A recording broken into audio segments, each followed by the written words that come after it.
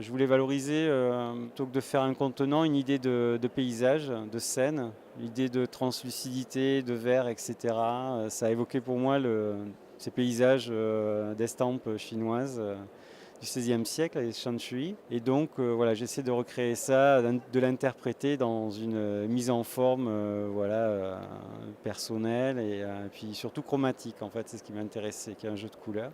Dans un premier temps, en fait, la technique pour réaliser cette pièce-là, elle n'était pas si évidente. Donc j'ai essayé d'innover un petit peu en utilisant des techniques mixtes pour arriver à un résultat. Donc c'est un peu compliqué de rentrer dans le détail, si vous voulez, de comment c'est fait. Mais voilà, je suis vraiment parti de presque de blocs de verre que j'ai taillés, que j'ai sculptés et que j'ai coloré par la suite. Le défi technique dans les pièces, c'était surtout d'avoir une coloration relativement uniforme et avec un halo, un contour qui était légèrement plus foncé que le cœur de la matière. Et en fait, ce projet, il a été particulièrement un défi dans la mesure où justement, j'ai essayé de développer des techniques, on va dire, plus ou moins manuelles, traditionnelles, pour avoir un rendu 3D. Même si le résultat, voilà, il reste toujours à améliorer.